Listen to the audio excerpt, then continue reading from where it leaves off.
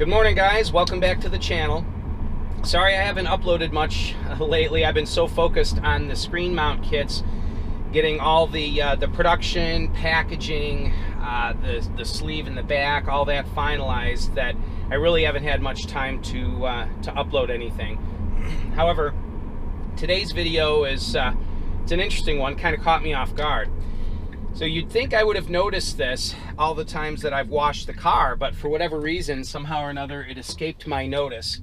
But for those of you guys that have been watching the channel for a while, you know that I have one body panel alignment issue where my driver's side front fender is contacting the frame of the car at just below the A-pillar and has scuffed the paint away and left the tiniest little rust spot, which Tesla is taking care of for me.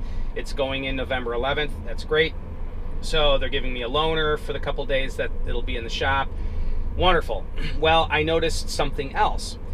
And I had gotten out of my car, and somehow or another, for some reason, I glanced down. And because of the road grit on my white car, I was able to notice that the leading edge of the driver's side back door at the bottom, the paint is all chipped on that leading edge. Now, it's not down to the metal. It's actually, this particular situation, I believe, is evidence of, at least for my particular car, a pretty good solid paint job, because you can see that it is chipped through the first layer of paint, but only through the first layer. The layer beneath it is just fine. But there's several hundred tiny little nicks on the leading edge of the driver's side rear door near the bottom. All right, so if I head down the side of the car and get close here, you can see that's the edge I'm talking about, and it's not dirt. See, if I run my finger along it, you can hear it. So that's all impact chipping on the paint. None of it's down to the metal just yet. But then if you look down, you can see this panel is further out. There's a narrower gap there than there is here, and that leaves that gap exposed to debris going across and hitting it. Now if we go over to the other side of the car, passenger side, and look, we don't see the same thing. This edge is nice and clean, and my finger skips right across it. And if you sight down, the gap is roughly the same. It looks to be a little bit more at the very bottom corner, but actually it's my finger slides cleanly across. And that would be from debris kicked up from the driver's side front tire. Now normally it would hit the rocker panel, which Tesla has a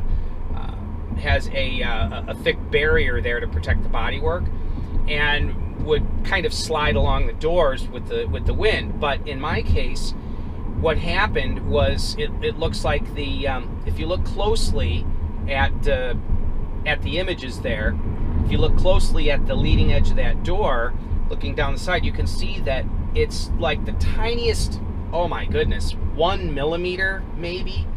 The leading edge of the back door is maybe 1 millimeter or so sticking out further than the trailing edge of the driver's side front door. What that does is any air slip that's moving along there, along with little particles of debris, can catch the edge of that door. Now again, it's minuscule, and you would never notice it if it weren't for the little bitty chips in the paint.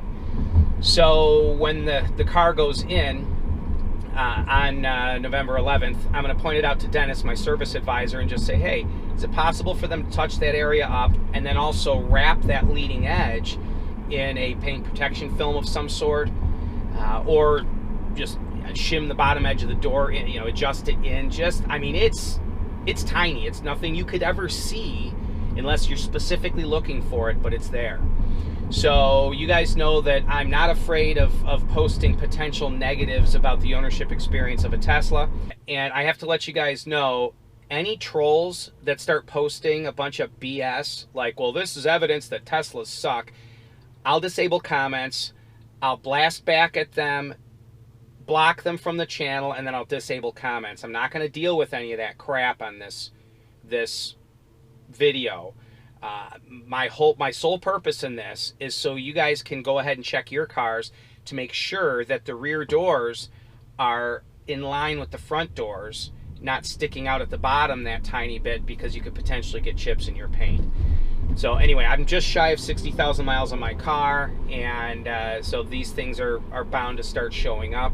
But the quality of my paint job is quite good, so I'm glad for that. I think if I was one of the ones with a bad paint job, the paint would be flaking off the door there at that point, but it's not for me. So anyway, just a quick thing. I figured you guys would get a kick out of seeing it and be interested in it. So thanks a lot. Go ahead and give me a thumbs up, like, and subscribe if you haven't done so already. For those that are curious what happened to my cut top steering wheel, I sold it.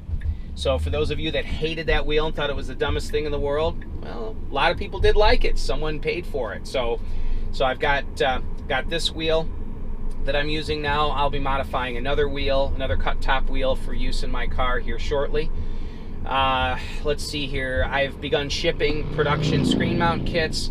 No reason to email and ask if yours is one of them. You would know, because I would email you and ask for the balance. So let's see here.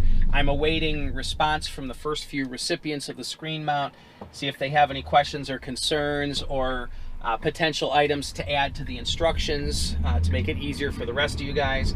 So hopefully all of that will go smoothly.